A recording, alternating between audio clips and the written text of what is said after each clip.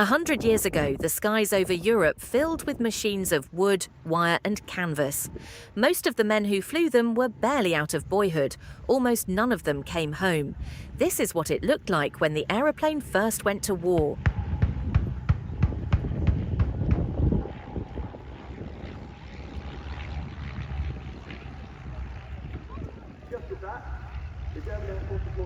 The German machines are moving into attack. The pilots are going to go for them. First, watch the flight take shape, the pilots pushing their machines to the very limit. These men know exactly what's coming. What you're watching are not computers and steel. These are faithful copies of the real machines, flown the way they were flown in 1916, low, slow, and desperately fragile. Every turn you see, a pilot once made with his life on the line.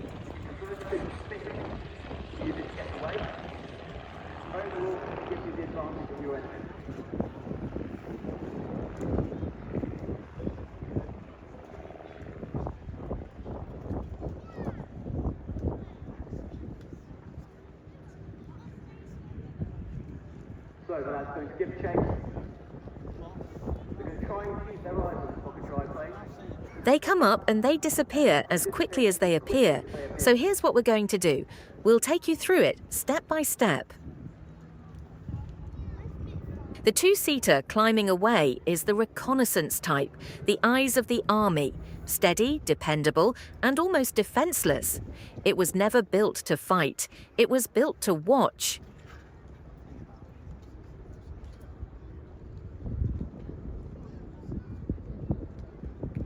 Now look at the size of the formation they've picked up, those old Fokker triplanes circling above. And here we have that age-old problem. The triplanes are above them, and the SE-5s are slow, having only just left the grass. They simply can't avoid them, and in an instant, the hunters have become the hunted. Above it, the single-seat scouts, faster, lighter, hungry for a kill. In this war, height was everything. The pilot who owned the sky above his enemy owned his life. And in an instant, the hunters have become the hunted.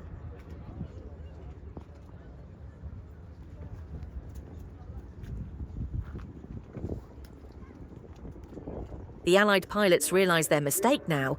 They'll try to turn away, to build up as much speed as they can. But in the end, it isn't going to be enough. There's simply no time to escape. And it collapses into that classic First World War dogfight. There simply isn't the time to escape. And it's going to devolve into that classic World War I dogfight. So, here to demonstrate aerial combat on the Western Front, for you, the Great War Display Team.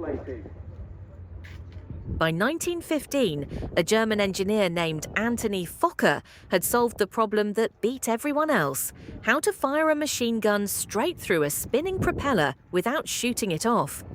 His interrupter gear turned the whole aeroplane into a gun.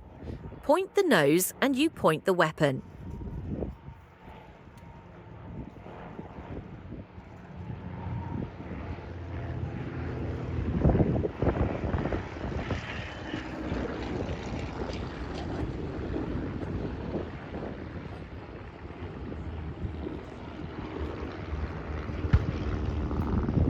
Early in the war, these machines were the eyes of the army, spotting, scouting, tracking the movement of troops, seeing where the enemy was.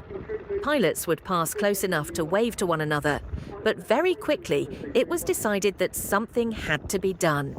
The weapons escalated fast, from pistols to rifles to hand grenades, until at last a machine gun was bolted to the nose. The effect was devastating.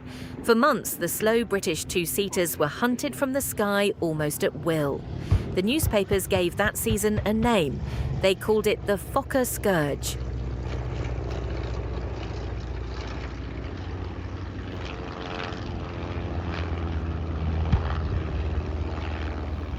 And here's the reality of it. The pilot is exposed, thrown into the fight with almost nothing to protect him. And some of these lads were only 16 years old, straight out of school. The best way to fight had yet to be worked out, so they had to learn, for themselves, how best to take out an enemy. And the aircraft that suffered worst became a byword for it. Stable, gentle, easy to fly, and easy to kill. The men who flew it gave it a bitter nickname, Fokker Fodder.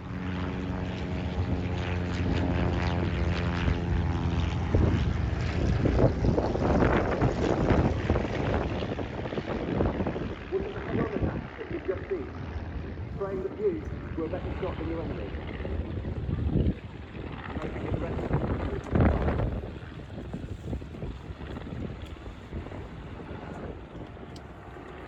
And the tactic was this: use your speed, get in behind him, and take him out before he ever knew you were there. Get behind your opponent and take them out without them ever noticing you were there. But stability was not stupidity. That same steadiness had been engineered on purpose, so a pilot could take his hands off the controls and photograph the trenches below. It was a design built for one war and thrown into another.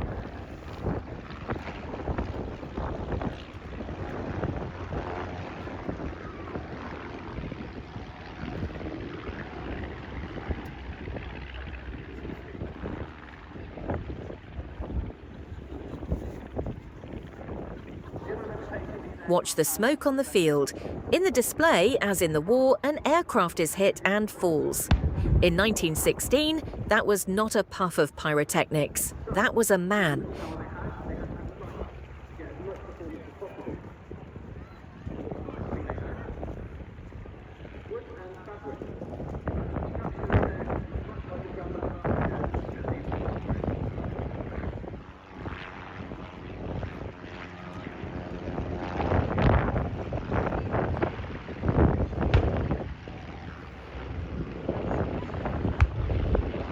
The answer, when it came from the same drawing boards: faster scouts, better guns, and a new generation of fighting aeroplanes, the SE-5, the Sopwith, the Bristol, that could finally meet the Germans on equal terms.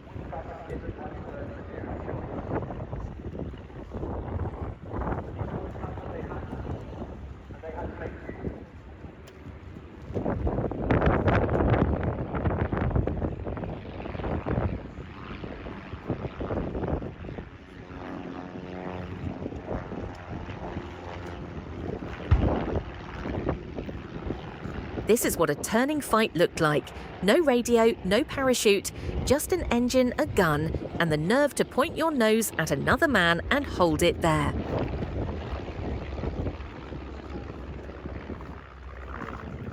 And these boys did rack up impressive successes.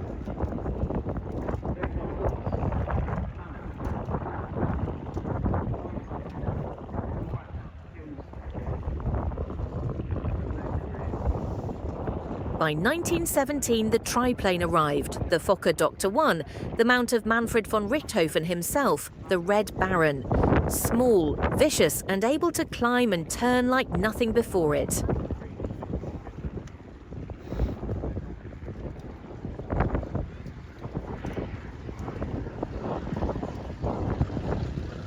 When the Americans came into the war in 1917, they brought fresh pilots to the fight. Among them, the very first African-American fighter pilot to take to the skies. The war in the air had become a contest of engineering as much as courage. Whoever could build the faster climb, the tighter turn, the surer gun, bought their pilots a few more weeks of life. Notably, their ranks included Eugene Bullard, the very first African-American fighter pilot.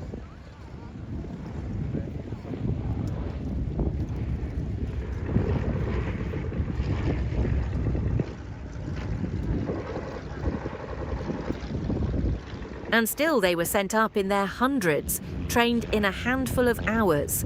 The life expectancy of a new pilot on the Western Front could be measured not in months, but in days. When the Americans did officially enter the war in 1917, 1975 showed us their maps was the finest example of fight available.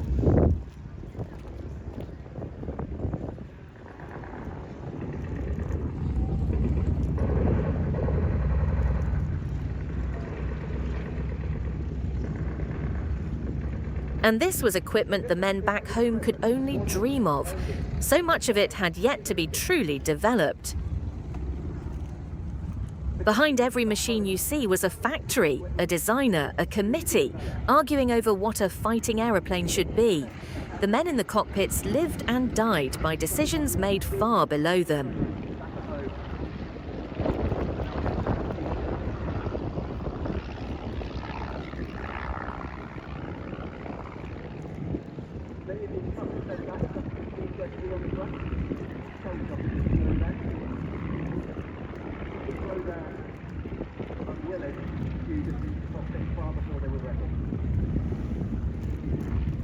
And to make matters worse, the Allied command never gave their pilots a parachute.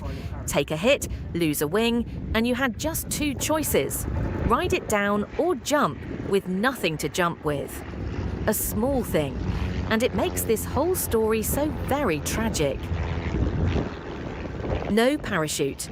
It was thought by some in command that a parachute might tempt a pilot to abandon a repairable machine.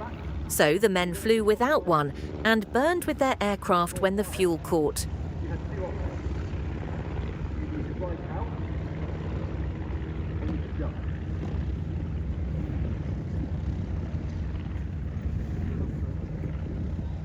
And it's these little things, I think, that make it so very tragic. The First World War is often forgotten today. But the courage of these young men, learning to fly, learning to fight, with so very little to help them. So little to help them. So often overlooked.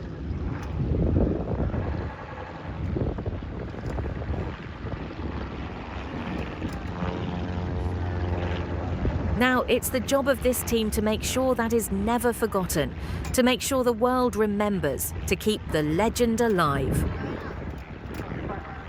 This team keeps these machines flying for one reason, so that the courage of those young men is not forgotten. Every engine you hear is a small act of remembrance. Please make sure that is absolutely not the case.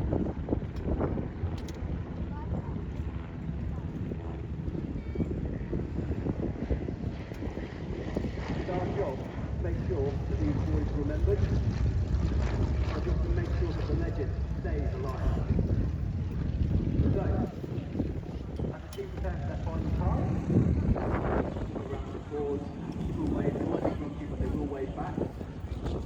But spare a thought for those So spare a thought for those who flew, who fought and who fell in the Great War of 1914 to 1918. in the Great War of 1914 to 1918.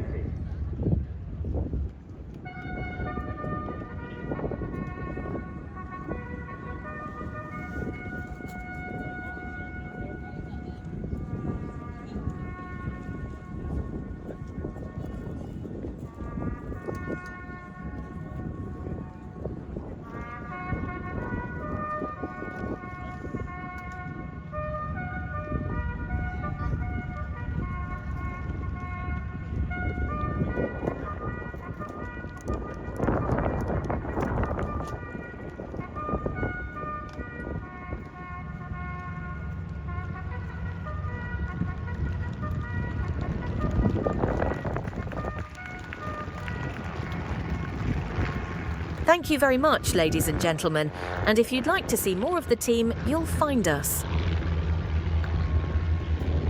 The aeroplanes that fought the First Air War are almost all gone now. A handful still fly, kept alive by hands that refuse to let the story end. Watch them while you can.